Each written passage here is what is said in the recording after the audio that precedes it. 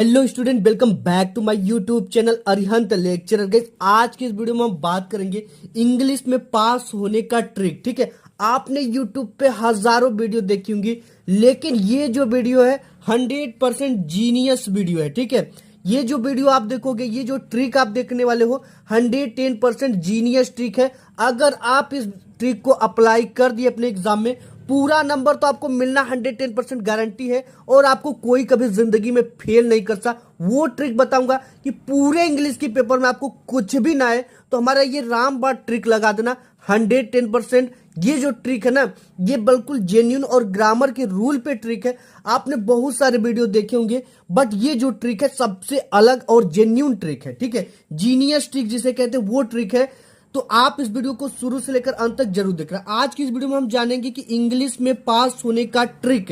ठीक है, पास ही नहीं बल्कि एक अच्छे मार्क्स लाने का भी ट्रिक देखेंगे। इंग्लिश के पूरे पेपर में कुछ ना आए तो लगा देना ये ट्रिक। ठीक है, 110% आपको एक अच्छा मार्क्स मिल जाएगा। इसके लिए यहाँ पे मैंने एक ही नहीं बल्कि 4-5 इंग्लिश का पेपर ले रखा हूं, जिससे कि आपको सब कुछ प्रूफ के साथ लाइव प्रूफ दिखाऊंगा। यहाँ पे बोर्ड की कॉपी, यहाँ पे बोर्ड का पेपर, हर एक चीज में लिख कर लाइव प्रूफ आपको दिखाने वाला। अगर आप इस वीडियो को आज मिस कर देते हो ना, तो आप कभी ये नहीं जान पाओगे कि बोर्ड एग्जाम में इंग्लिश में कोई भी क्वेश्चन का आंसर या कोई भी ऑब्जेक्टिव क्वेश्चन ना आए तो उसे ट्रिक से कैसे लगाए कि 110% सही हो जाए और उसमें पूरा का पूरा नंबर मिल जाए। आपने अगर इस वीडियो पे क्लिक किया है तो आप एक लकी इंसान हो। आपसे छोटी सी रिक्वेस्ट है कि वीडियो शुरू से लेकर अंत तक जरूर देख लेना। आप चाहे जिस भी कैटेगरी के स्टूडेंट हो, आप इस वीडियो को देखते हो तो आप फायदे में रहोगे। ठीक है, देखो इंग्लिश की पेपर में आपको कुछ ना है तो लगा देना ये ट्रिक। बिना पढ़े बिना याद की केवल इस ट्रिक से आप अच्छे मार्क्स ला सकते हो। आपको इंग्लिश पढ़ना नहीं आता, फिर भी आप क्वेश्चन के आंसर लिख लोगे इस ट्रिक से और आपको नंबर भी मिलेंगे। ये ट्रिक मैं आपको लाइव प्रूफ के साथ दिखाऊंगा और आप खुद इस एक एग्जामिनर से इस वीडियो को देख रहे हो। ठीक है, तो मैं इस बच्चे ऐसे लगाते हैं भी ट्रिक। देखो, अगर आपको एमसीक्यू क्वेश्चन को ट्रिक से कैसे हल करना, सबसे पहले तो आपकी जो इंग्लिश की पेपर उसमें आपका क्या आता है, एमसीक्यू क्वेश्चन आता है, यानी ऑब्जेक्टिव टाइप के क्वेश्चन आता है। तो उसको ट्रिक से कैसे हल करना, उसमें ऑब्जेक्टिव क्वेश्चन को हम पहले हल करें कि पहले डिस्क्रिप्टिव टाइप के क्वेश्चन को हल करें। ठीक है, देखो सबसे पहले आपको जो क्वेश्चन, अगर ऑब्जेक्टिव क्वेश्चन में से कुछ क्वेश्चन आते हैं तो उसको आप हल कर लो, और जो नहीं आते उसको बाद में करना। कैसे करना ये चीजें हम बताएंगे आगे आपको। अब आप कहोगे कि पैसेज नहीं आता तो पैसेज को ट्रिक से कैसे हल करें, वो भी ट्रिक देखेंगे। एप्लीकेशन लेटर ट्रिक से कैसे लिखें। ठीक है, जो बिल्कुल ऐसा कुछ लेटर आ गया, ठीक है, कभी कभी बोर्ड में देता है जो कि आपको बिल्कुल ना पता हो, ठीक है, ना आता हो, तो उसे ट्रिक से कैसे लिखना है, लेटर को ट्रिक से कैसे लिखना है, एप्लीकेशन को ट्रिक से कैसे लिखना है। एंड आर्टिकल आ गया बोर्ड एग्जाम में तो उसे ट्रिक से हम कैसे लिखेंगे। शॉर्ट और लॉन्ग क्वेश्चन के आंसर अगर नहीं आ रहा है कोई क्वेश्चन का आंसर तो उसे हम कैसे लिखेंगे।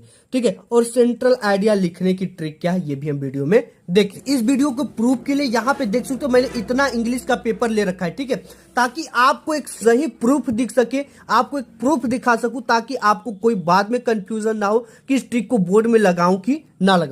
सबसे पहले आपके बोर्ड एग्जाम में ऑब्जेक्टिव क्वेश्चन आएंगे और बोर्ड में अगर आपको option both A and B सही होगा, ठीक है, अगर आ जाता है कि बोथ, जैसे कोई क्वेश्चन दे दिया उसमें एक ऑप्शन है बोथ ए एंड बी, ठीक है, या आपको, ठीक है, वो वाला ऑप्शन 99% वही ऑप्शन करेक्ट होगा। अगर आप ये ट्रिक देख कर जाते हो तो अदर बच्चों से आपका ऑप्शन करेक्ट होगा। ठीक है, जैसे मैं इसका प्रूफ दिखा दूं आपको। सबसे पहले यहाँ पे देख सकते हैं क्वेश्चन आया कि in the speaker opinions the word will and in. ठीक है, तो यहाँ पे बोथ आइस एंड फायर, ये इस तरह से भी आएगा और एक क्वेश्चन आना 110% तय। जैसे इसमें एक क्वेश्चन दे रखा आपको यहाँ पे कि हाउ डिड किस्सा फील ए फर्स्ट on the being unable to find such seeds.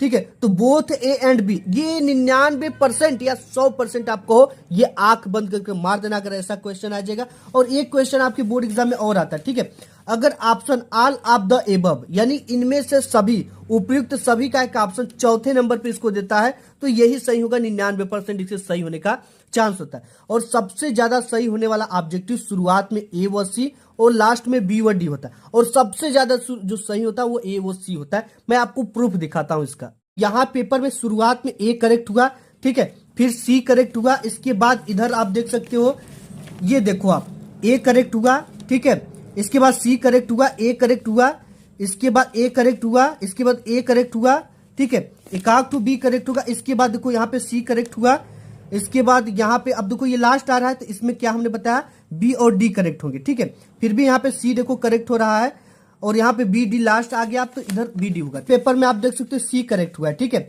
और इसके बाद इसमें भी सी करेक्ट हुआ। अब इसके बाद यहाँ पर भी सी करेक्ट हुआ। इसके बाद यहाँ पर भी आप देख सकते हो और भी सारे क्वेश्चन है, ठीक है। इसमें भी आपका सी करेक्ट हुआ, यहाँ पर भी सी करेक्ट हुआ, ठीक है। तो अक्सर जो आपका ए और सी होता है ये शुरुआत में सही होते हैं, ठीक है। इसके बाद ये तो आप जानिए, और लास्ट में बी व डी सही मार लेना, शुरुआत में ए व सी। क्वेश्चन से आंसर बनाते समय आपको क्या गलती नहीं करना है, ठीक है। अब सबसे पहले हम ये जानेंगे कि बोर्ड एग्जाम में आपको क्या शुरुआत हो। आपका जैसे ही ऑब्जेक्टिव क्वेश्चन समाप्त होता है, आपको यहां से आ जाता है पार्ट बी। पार्ट बी में एक रीडिंग आपको मिलता है, ठीक है।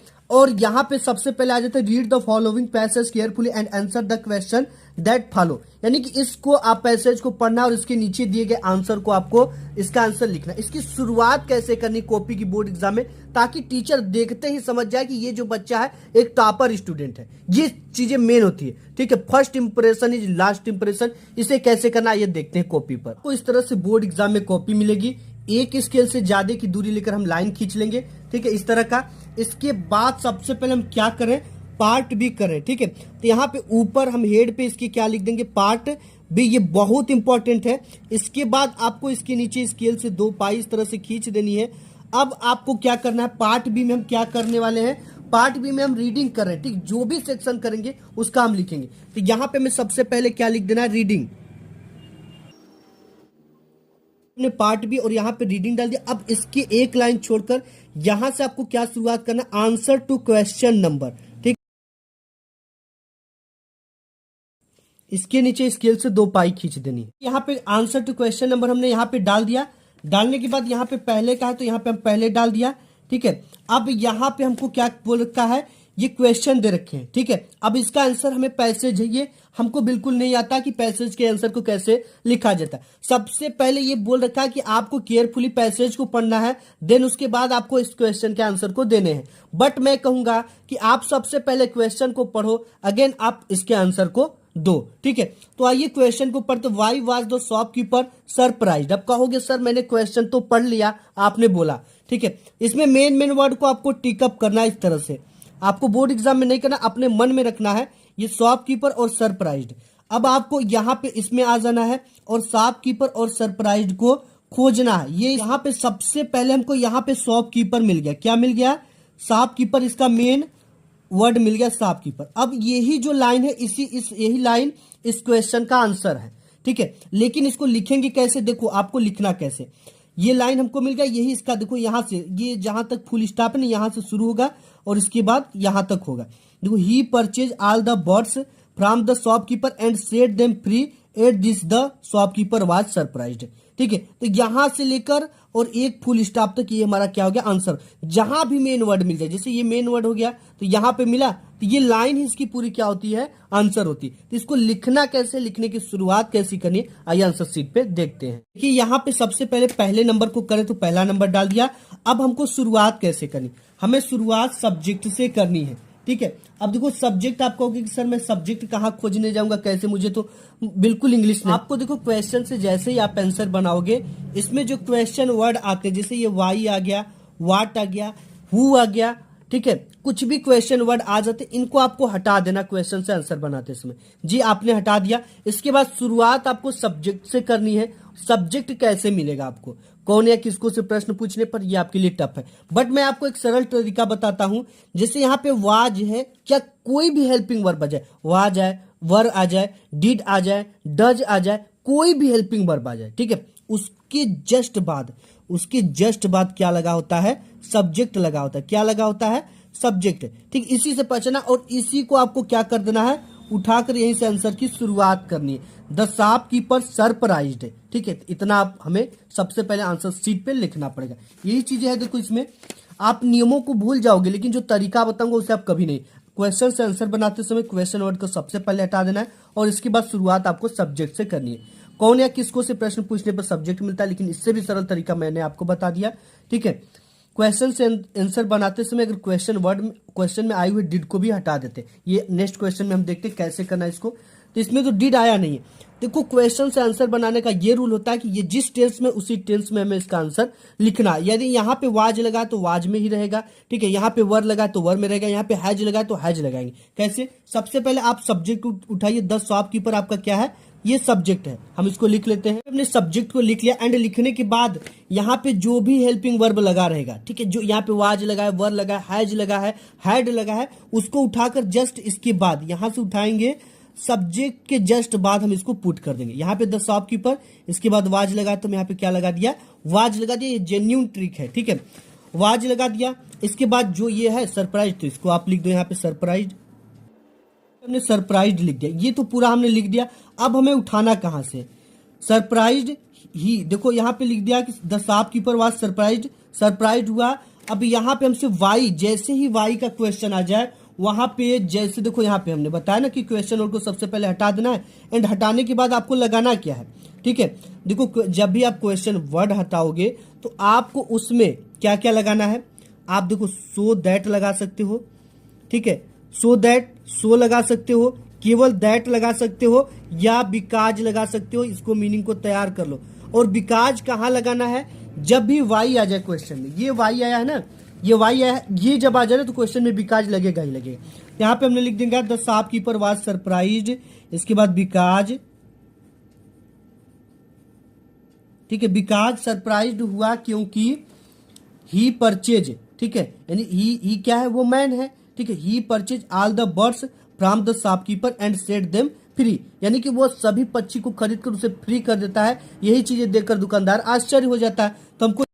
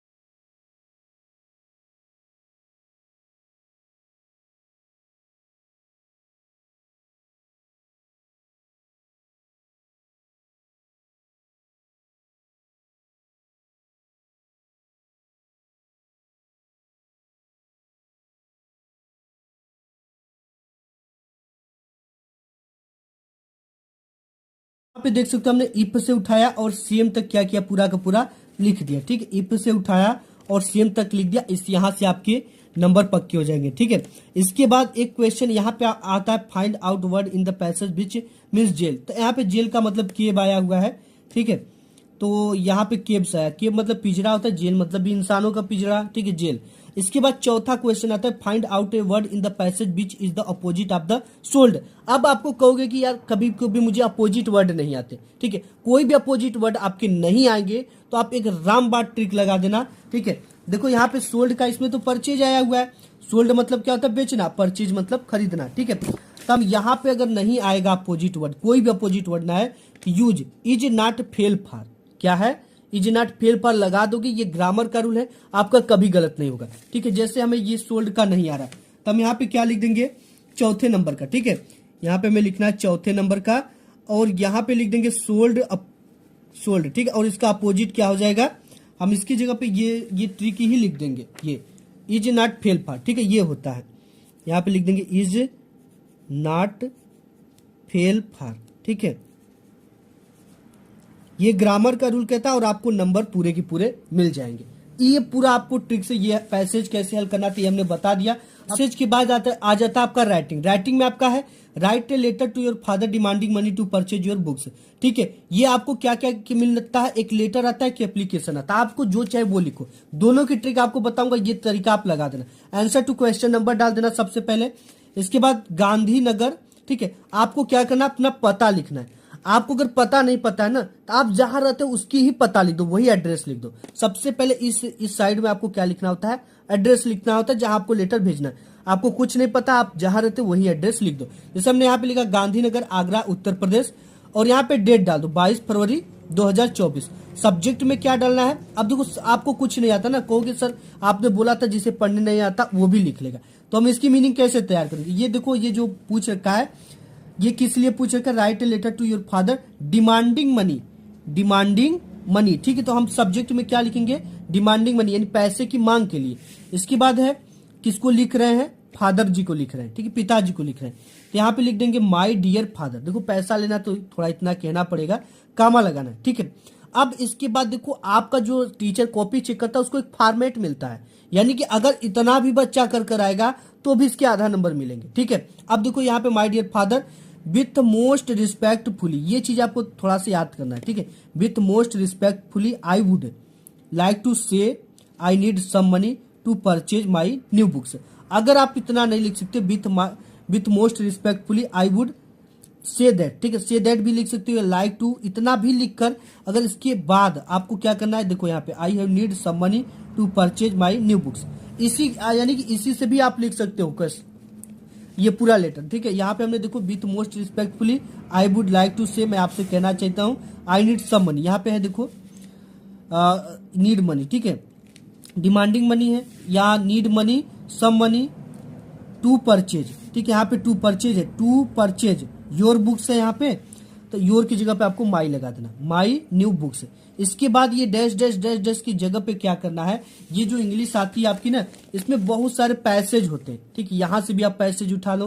पैसेज उठाने का क्या तरीका है, जैसे यहाँ पे क्या लगा है, फुल स्टॉप लगा है, तो आपको एक फुल स्टॉप से शुरू करनी है और एक फुल स्टॉप तक लिखना। और वर्ड लिमिट का ध्यान देना है कि आपको जो ये लेटर हो गया एप्लीकेशन से एक पेज में हटाना है। ठीक है, थोड़ा सा 2 ही लाइन उठाना, यहाँ से लेकर कुछ दूर तक आप उठा सकते हो। ठीक, जहां आपको फुल स्टॉप दूर दिखता हो तो दूसरा भी पैसेज आता है आपके बोर्ड एग्जाम में। ठीक है, और आगे भी जो पैसेज आते हैं उनसे भी आप लिख सकते हो। ठीक है, तो आपको क्या करना है, इसी में से फुल स्टॉप से थोड़ा सा उठाकर इसमें क्या कर देना है, इस लेटर में भर देना, सिंपल। ठीक है, फिर इसके बाद dear I request you to, इतना लिखने के बाद योर्स लवली सन XYZ इस तरह से लिख देना है। लेटर के बाद आपके बोर्ड एग्जाम में एप्लीकेशन लिखने के लिए आता है। ये करना है तो क्या ट्रिक लगा, write an application to the principal requesting him to grant you full fee concession in fees, यानी फीस माफी पर सबसे यहाँ पे प्रार्थना पत्र लिखना है।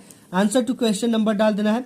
इसके बाद टू, ठीक है, कामा लगाना है, द प्रिंसिपल जहां के हैं HBI कॉलेज आगरा उत्तर प्रदेश। ठीक है, सब्जेक्ट आपको डालना है, सब्जेक्ट में क्या रहेगा, application for full fee concession, ये चीजें आपको यहीं पे मिल जाएंगी। ठीक है, एप्लीकेशन फॉर, यहाँ पे है फुल फी कंसेशन। ठीक है, फुल कंसेशन इन फी, फीस में पूरी छूट के लिए, तो आप ये भी लिख सकते हो फुल कंसेशन इन फी सब्जेक्ट में, सब्जेक्ट भी मिल गया। इसके बाद सर लगाना है, ये चीज आपको तैयार करना है। Respectfully I beg to say that I am a student of class 10th, ठीक है, इतना आप भी लिख सकते हो। से दैट के बाद आपको क्या करना, अगर जानते हो कि I am a student of class 12th, I am a student of class 10th, ठीक है, इतना लिख देना। इसके बाद आपको क्या कर लेना है, ये पैसेज हमने बताया ना, पैसेज में से आपको कुछ न कुछ उठा लेना, 1 से 2 लाइन। आप में कई पैसेज आते हैं, फ्रंट पेज पे भी आता है, एक यहाँ पे भी आता है, ठीक है। तो यहाँ से आपको कुछ भी पैसेज उठा देना है। उठाना क्या, जैसे यहाँ से फुल स्टॉप लगा है और यहाँ तक उठाकर थोड़ा सा भर देना है इसमें, ठीक है। या आप रिलेटेड लिख सकते हो कि my father is poor farmer, ठीक है, थोड़ा थोड़ा बनाकर। तो फिर इसके बाद ये इतना हो जाएगा तो यहाँ पे इस लाइन से यहाँ से शुरुआत करनी है, ठीक है। आई रिक्वेस्ट यू टू, इसके बाद थैंकिंग यू, यहाँ पे डेट डाल देना, योर ओबेडिएंटली नेम में XYZ। आपको फॉर्मेट का नंबर मिलेगा, पूरा का पूरा नंबर मिलेगा, क्योंकि इसके अंदर थोड़ा सा आप पैसेज में से 1-2 लाइन उठाकर भर देना, ठीक है। अगर थोड़ा बड़ा बनाने आता है तो बना कर लिख देना, पूरी नंबर आपको मिलेगा। देखिए आपके बोर्ड एग्जाम में आर्टिकल राइटिंग आता है, ठीक है। तो यहाँ पे देख के right an article on the importance of talking regular exercise in about 60 to 80 words on the basis of the hints given below. यानी ये जो बेसिस हिंट्स दिए गए इसके अंतर्गत आपको लिखना है, ठीक है। तो सबसे पहले कोई भी आर्टिकल लिखोगे, इंट्रोडक्शन लिखोगे, first heading and last heading, conclusion लिखोगे ही लिखोगे। और ये 3 हेडिंग होती है उस मतलब कि उस जो आपको दिया रखा है आर्टिकल उससे रिलेटेड होती है, बीच की हेडिंग, ठीक है। सबसे पहले आपको इंट्रोडक्शन, ये चीज जो दिया तो बहुत आसान है। यहाँ पे हमें सबसे पहले क्या डाल देना, इंट्रोडक्शन, ठीक है। इंट्रोडक्शन देखो कैसे डालेंगे, यहाँ पे इंट्रोडक्शन यहाँ पे लिखेंगे कि the regular exercise our body fit, ठीक है। इससे रिलेटेड थोड़ा मोड़ा आप लिख दो, ये चीज आपको इंट्रोडक्शन उसका परिचय दे दो कि क्या होता है, ठीक है। इसके बाद our body regular exercise our body fit, इतना लिखने के बाद ये जो पैसेज होती है हमने बताया, जो पैसेज आपको दिया जाता है उसी में से आपको भरना है, ठीक है। आप ये सब पैसेज है ना, आपको यहाँ से फुल स्टॉप से उठाना है और यहाँ तक ये कामा तक लिख सकते, थोड़ा सा लिखना है तो इतना आपको लिख देना है, ठीक है। लिखने के बाद जैसे इसमें वर्ड लिमिट का ध्यान देकर लिखना है, इसमें थोड़ा सा और लिखना है तो आप एक फुल स्टॉप तक लिख सकते हो, एक फुल स्टॉप से एक फुल स्टॉप तक। इसके बाद है कीप्स आवर बॉडी एक्टिव, ठीक है। ये कैसे लिखेंगे, यहाँ पे हमने हेडिंग डाल दिया कीप्स आवर बॉडी एक्टिव। इसके लिए हम लिखेंगे कि रेगुलर, यहाँ ब्लू पेन से क्या लिखेंगे, इस तरह से हेडिंग डालकर कि रेगुलर एक्सरसाइज, ठीक है। ये मैं आपको बता देता हूँ, थोड़ा सा लिखने में समय लगेगा। लिखेंगे कि regular exercise keeps our body active, फिर इसी को उठाकर यहाँ पे लिख देना रेगुलर, ठीक है, regular exercise keeps our body active. इसके बाद पैसेज उठाकर भर दो थोड़ा सा। फिर है tension free and happy all day long, तो यहाँ पे लिखेंगे कि regular exercise tension free and happy all day long. इसके बाद पैसेज उठाकर भर दो better concentration on his study, तो यहाँ पे लिखेंगे regular exercise better concentration on his study. इसके बाद कंक्लूजन में लिख दो कि regular exercise our body active, इसी चीज को उठाकर active tension free and happy all the day better concentration on study, यही सब लिखना है आपको कंक्लूजन में, ठीक है। यहाँ से चालू हो जाता है आपका ग्रामर, ठीक है। ग्रामर में यहाँ पे ग्रामर डाल देना, ग्रामर लिखेंगे, जो भी चीजें करेंगे यहाँ पे डाल देंगे, आंसर टू क्वेश्चन नंबर डाल देंगे, ठीक है। और इसके बाद यहाँ पे देखो ये ग्रामर आ गया कि the teacher said to the boys obey your elders. आपको इसमें कुछ नहीं आता, थोड़ा बहुत आता, सेड टू को टोल्ड में बदल दो, कोई भी टेंस हो, ठीक है। जो भी थोड़ा बहुत आता है आपको, जैसे यहाँ पे change the following into passive voice, आपको थोड़ा बहुत आता है, इसमें चेंज कर दो। पंचुएट आता है तो आप चीजों को जान लो कि कौन सा कैपिटल, यहाँ पे नेम कैपिटल होगा, ठीक है, और कौन सा कामा में होगा, कौन सी न्यूटेड कामा में। सेड टू, यानी कई कई बातों को हम न्यूटेड कामा में लिखते, तो आपको ये थोड़ा सा जानना है कि जो भी बात कहे सेड टू अमित, यहाँ पे कही गई बात है तो यहाँ पे कामा लगा देंगे और इसको इन्वर्टेड कामा में कर देंगे, how you the complete your homework. इसके बाद एक चीज और आपका आता है ग्रामर में, ये आ जाती है translate the following into English, ठीक है। इसको देखो कैसे करना आपको। ईमानदार व्यक्ति सच्चाई का मार्ग कभी नहीं छोड़ता, वो परिश्रमी होता है। आप कहोगे कि ही परिश्रमी का आपको नहीं पता है, तो आप परिश्रमी को परिश्रमी लिख दो, ठीक है। और जिससे यहाँ पे है कि वो सादा जीवन उच्च विचार पसंद करता है, तो आपको पसंद करना का लाइक का नहीं पता है, तो आप सीधे से पसंद करना ही लिख दो, पसंद इसकी मीनिंग लिख दो, ठीक है। लाइक की जगह पे पसंद, तो भी आपको नंबर मिलेंगे। इसके बाद लिटरेचर आता है, तो आपको लिटरेचर देखो कैसे शुरुआत करना और लॉन्ग और शॉर्ट क्वेश्चन के आंसर को कैसे लिखना बहुत इंपॉर्टेंट है और जीनियस ट्रिक। लिटरेचर में आपको कौन सा ट्रिक लगाना, मैंने बताया आपको सबसे पहले अगर क्वेश्चन का आंसर बनाते समय हम इस क्वेश्चन वर्ड को हटा देते हैं, ठीक है, और जहां भी वाई आता है उसमें बिकाज लगाते हैं आंसर में। कैसे देखो यहाँ पे डज है, डज के जस्ट बाद हमने क्या बताया, क्या होता है, सब्जेक्ट होता है, और इसी को हम सबसे पहले क्या करते हैं, लिखते हैं क्वेश्चन का आंसर बनाते समय। द पोस्ट मास्टर हम सबसे पहले लिखेंगे। हमने बताया कि यहाँ पे जो चीजें होती है यहाँ पे लग जाती है, लेकिन डज और डिड आए तो इसे हम हटा देते हैं। ठीक है, अपन में ये इसको इसको हटा देंगे तो यहाँ पे जो सेंड है उसी को लिख दीजिए। ठीक है, जैसे यहाँ पे सेंड है तो सेंड ही लिख दीजिए, इसको नहीं लिखते हैं। ठीक है, तो यहाँ पे हमने लिख दिया सेंड, यस या यस लगाते, बट आप जो है वो लिख दो। ठीक है, सेंड मनी टू लेंचो, इतना लिख देना आपको, सेंड मनी टू लेंचो, इतना हमने लिख दिया। The post master send money to Lencho. अब हमने बताया वाई लगाए तो यहाँ पे हम क्या लगा देंगे, विकाज लगा देंगे। क्या, VECAUSE, विकाज। अब हमने बताया कि जो आपकी इंग्लिश की पेपर होती है इसमें ये ही पैसेज नहीं, इतना पैसेज आप मत देखो, इसमें बहुत सारे पैसेज आते हैं। जैसे यहाँ पे आ गए, ठीक है, ये आ गया पैसेज, तो आपको कहीं भी कोई पैसेज से क्या करना है, एक फुल स्टॉप से यहाँ से उठाना है, इसके बाद कुछ फुल स्टॉप तक। ठीक है, जहां आपको फुल स्टॉप दिखता है वहां तक आप थोड़ा सा 2 लाइन आप लिख दो। वर्ड लिमिट का ध्यान देना। ठीक है, कि क्वेश्चन कितने में करा, 30 से 40 वर्ड में, तो 30 से 40 वर्ड करा तो हम 1 से 2 लाइन उठाएंगे और उठाने के बाद विकास के बाद इसमें भर देना, फुल स्टॉप लगा देना, ये पूरा आपको नंबर मिलेंगे। ठीक है, क्योंकि आपने ग्रामर के रूल को फॉलो किया और एग्जामिनर काफी फास्ट होते हैं, यही चीजें देखते हैं। इसके बाद देखो, अगर कोई भी क्वेश्चन अगर आपको आ रहा है तो आप क्वेश्चन का आंसर लिखो, बट ना आने की सिचुएशन में ये चीजें हैं। ठीक है, इसके बाद जैसे यहाँ पे है ये चीज, अगर ये नहीं आता तो what are the animals you are likely to see in Coorg. ठीक है, तो यहाँ पे लिख सकते हो द एनिमल्स आर यू, ठीक है, आर, फिर इसके बाद कामा you are likely to see in Coorg. इसके बाद देखो हम कैसे और भी आपको ट्रिक बताए। जैसे यहाँ पे आ गया what was Valli deepest desire. ठीक है, तो यहाँ पे हमको क्या करना है, सबसे पहले हेल्पिंग वर्ब के जस्ट बाद सब्जेक्ट मिलता है, इसी को हमें लिखना है। जैसे हम यहाँ पे लिखते हैं आपके सामने, तो यहाँ पे हो गया वली। ठीक है, ये वलीज हो गया। इसके बाद हमने क्या बताया कि जो लगा उसको लगा दिया, यहाँ पे वाज लगा है तो यहाँ पे उठाकर हम वाज लगा देंगे। ठीक है, वाज लगाया, इसके बाद डीपेस्ट डिजायर इसको लिख देंगे। ठीक है, यहाँ पे हम लिखते हैं डीपेस्ट डिजायर तक लिख दिया। ठीक है, इसके बाद हमने आपको 3 चीजें लगाने के लिए बोला। एक तो आप क्या क्या लगा सकते हो, सो दैट लगा सकते हो, दैट लगा सकते हो, बिकाज लगा सकते हो। ठीक है, यहाँ पे हम लगा देंगे वली वाज डीपेस्ट डिजायर दैट की, दैट मतलब की होता है, दैट के बाद आपको पैसेज उठाकर इसमें भर देना 3 लाइन। ठीक है, इतना आपने कर दिया। इसके बाद देखो एक चीज और है ट्रिक इसमें, इसके बाद यहाँ पे वाई डिड अनी प्रैंक मेंटेन ए डायरी। ठीक है, तो इसको कैसे लिखेंगे, यहाँ पे देख लो, सबसे पहले आपको बी नंबर है तो यहाँ पे बी नंबर डाल देना ब्लैक पेन से। इसके बाद यहाँ से उठाना क्या है, हमने बताया हेल्पिंग वर्ब यहाँ पे है, इसके जस्ट बाद सब्जेक्ट होता है। सब्जेक्ट क्या आपका हो गया, अन्य प्रैंक। ठीक है, तो इसको हम लिख लेंगे यहाँ पे।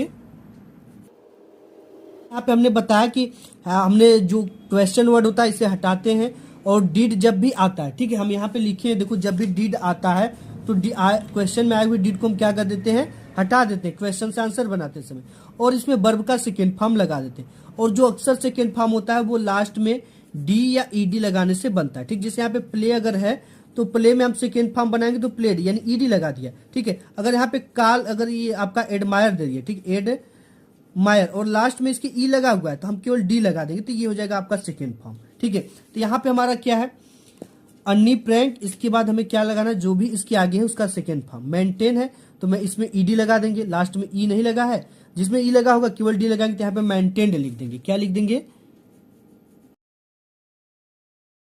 यहाँ पे हमने मेंटेन्ड लिख दिया। अब क्या मेंटेन करती थी, डायरी, तो ए डायरी।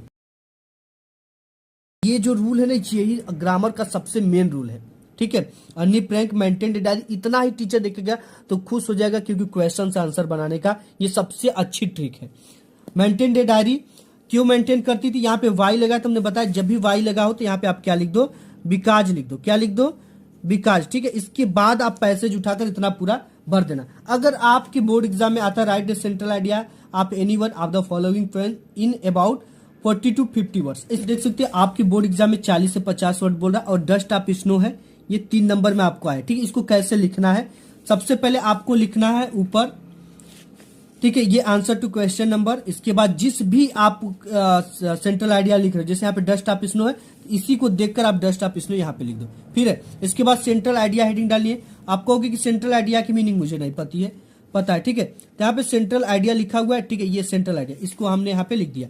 अब इसके बाद एक चीज आपको थोड़ा सा तैयार करना, द पोयम, क्योंकि यहाँ पे पोयम भी आपको लिखा हुआ मिल जाएगा, ये भी कहीं भटकने की जरूरत नहीं है। ठीक है, यहाँ पे पोयम्स, यहाँ पे लिखेंगे the poems dust of snow, इसी मीनिंग को उतार देना यहाँ पे, dust of snow has been composed by. ठीक, इतना तैयार करना, हैज बीन कंपोज्ड बाई। अगर ये चीजें रॉबर्ट फ्रॉस्ट आपको नहीं पता तो इसको ब्लू से लिखना, ठीक है। लेकिन पहले और दूसरे पार्ट का राइटर का नाम पता कर लेना, याद कर लेना, वही पहले या दूसरे को लिख देना, सही हो जाएगा, ठीक है।